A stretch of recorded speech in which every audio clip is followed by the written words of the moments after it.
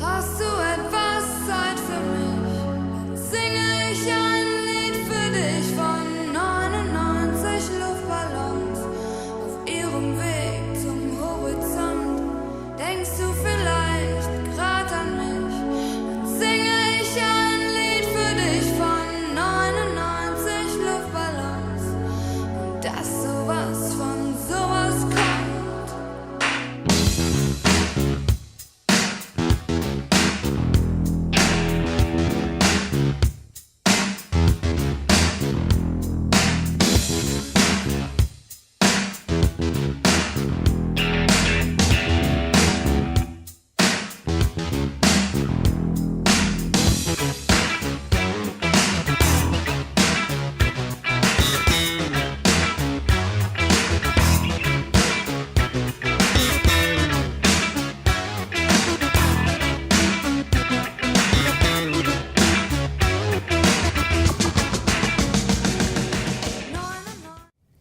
Hi, and welcome to Obscure Pulchritude. I'm your host, Margot Clementine Wren. People call me Alice.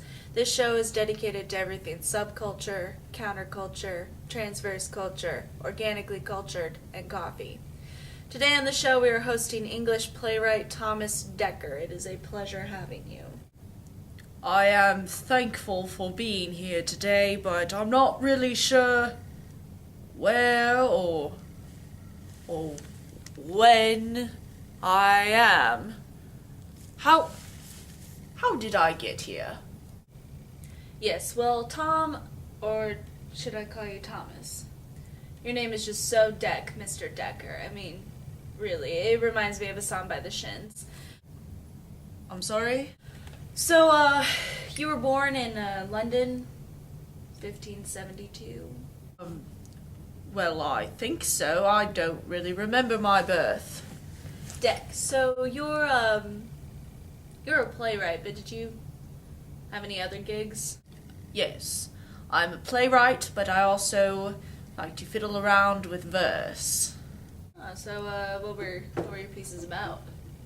They're, moral allegories, political statements, social commentaries, political discussions, and satirical comedies. Deck, so I see here on the computer that you created the citizen comedy. What is that exactly? Oh yes, a citizen comedy is a play whose setting is in London and whose characters are predominantly the day-by-day tradesmen of the city. The characters are characteristically moral and determined to castigate whatever or whoever discredits the good name of London. You own a copy of the Cambridge Guide to Theatre too, don't you? No. Yeah, well, I liked it before it was cool. Van Duberlis, tell us a little bit about your plays. All 50 of them. All 50 some odd of them. Just the ones you remember. Ah. Well, let's see. There's Shoemaker's Holiday, Patient Grizzle, Old Fortunatus, Chiromastics, The Spaniard's Night Walk, Sir Thomas Wyatt, King James, His Royal and Magnificent Entertainment, The Honest Whore, Part 1 and 2, Westward Ho, Northward Ho. Unfortunately, Eastward and Southward were never written. We didn't have time, and people seem to think that a trilogy was just, with the fourth, prequel would just be too much.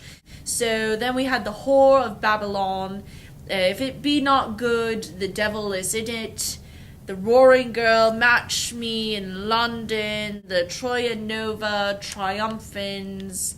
Let's see, there was, The Virgin Martyr, Noble Soldier, The Welsh Ambassador, The Wonder of a Kingdom, The Sun's Darling, A Moral Mask. That's one title, The Sun's Darling, A Moral Mask. Britannia's Honour, and London's Temp. Those the dramas that I remember writing or collaborating on. Now with my verses, I can't say I remember all of them, but I know there was like the Artillery Garden, Wars, The Wonderful Year, wherein is shown the picture of London during the plague, lying sick, news from the gravesend sent to nobody. The meeting of gallants at an ordinary, the double PP, a papist encountered by a Protestant. You see what I did there? The P and the P, papist, Protestant. It was news from hell, which you can imagine was very uplifting. The 7 deadly sins of London. Best to make you marry. Thought I'd go away from the hells and whores and sickness and do something merry. The dead term, but then I changed my mind. I went right back to it. The bellman of London, lantern and candlelight. You'll see. 4 birds of Noah's Ark. The Gull's Horn Book, which was I basically watched the audiences of London's theatres and wrote them down in this book, just their behaviours and how they reacted to different things. A lot of playwrights liked it. Dekker and His Dream. It's a dream from me, Thomas Dekker. That's why it's called Dekker and His Dream. Pennywise, Pound Foolish. Pennywise, Pound Foolish. The Plague Pamphlets. And finally, another play I'd forgotten to mention, The Witch of Edmonton. I think. I can't remember if I said that. I'm definitely asking that question at the next interview.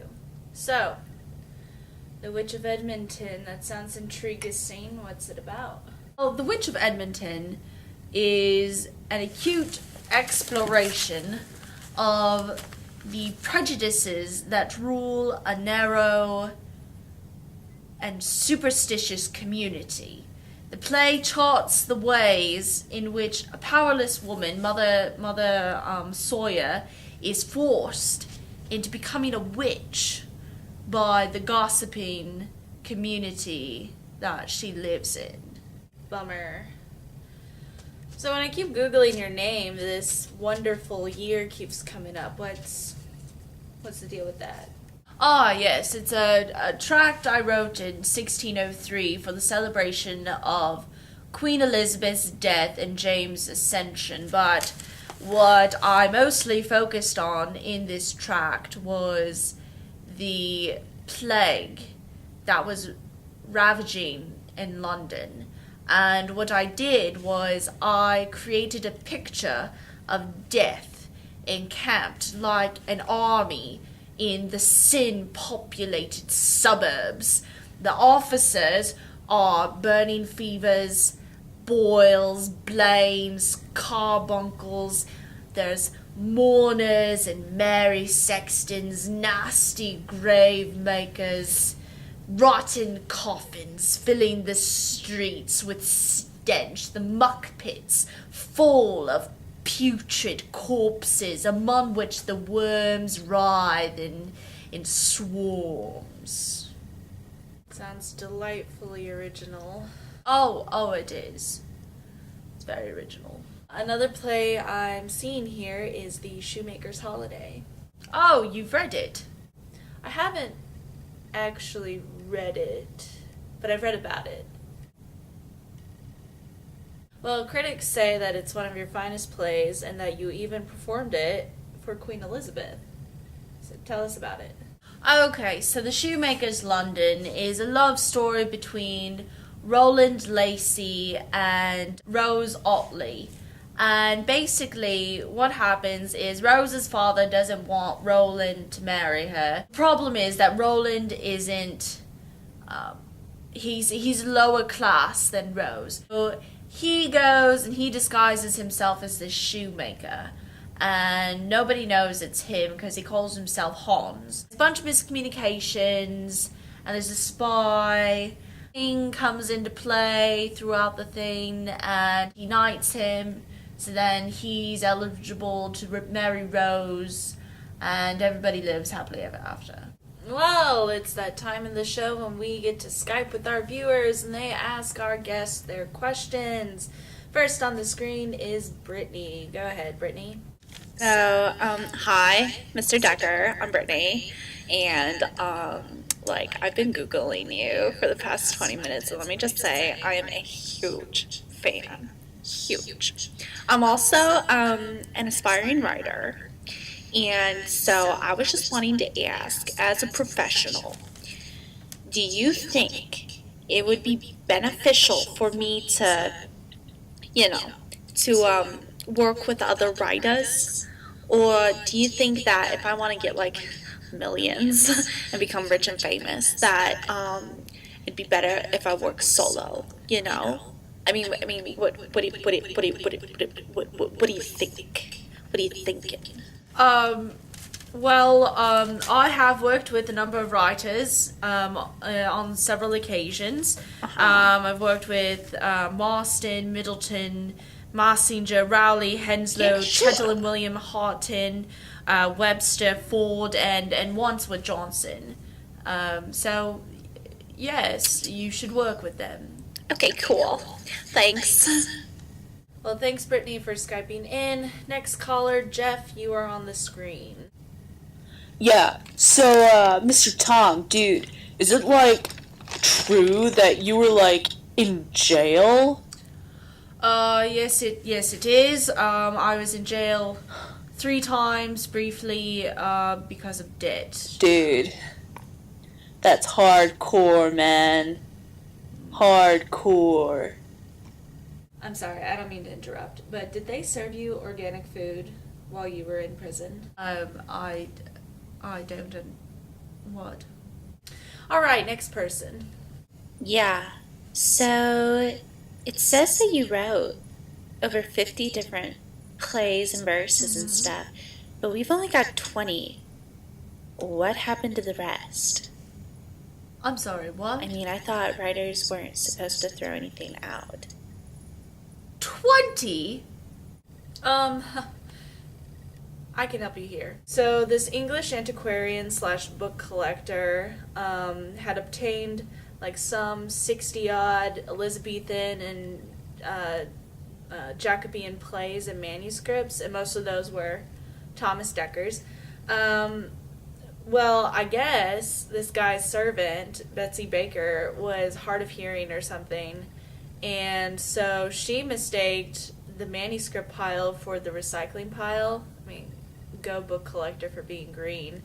And so she used it as kindling in the fire, and unfortunately only 3 scripts were not burnt up.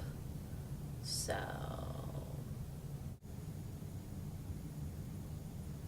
Mr. Dekker? Mr. Dekker seems to be a little lost for words right now, so we will take one more caller before we have to wrap things up. Go ahead, you are on the screen. Yeah, so, hey, Tommy, what's that whole War of the Theaters about? War of the Theatres. Well, it started when Marston satirized Johnson's pride in his play History of Maastricht. Ben, being the sensitive oaf, naturally was offended, and so he satirized Marston's wordy style in Every Man Out of His Humour. Then John Marston, he wrote Jack Drum's Entertainment, and Ben wrote Cynthia's Revels. And in this play, I was actually satirized as this strange, arrogating puff. So Marston goes and writes What You Will, and Johnson responded with The Poetaster. So I finished off the whole thing with Satyromastics, in which I wrote Johnson as the character of Horace, who was this bitter, insulting, sycophantic pedant. And I even wrote in Marston as the character of Crispinus, who gets sick with Horace's words. Like, the vocabulary is transformed into vomit. And that was the end of that. Well, thank you, caller. Well, that's all the time that we have for today. Thomas Dekker, I want to thank you again for coming in. Apologies for not having more time to discuss with you your untimely death. My death? But I have to grow my own coffee beans. Well, see ya. Wait, what do you mean I'm dead? Hello?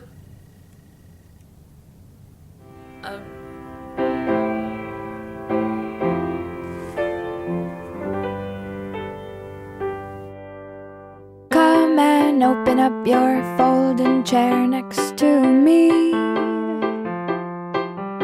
My feet are buried in the sand, and there's a breeze.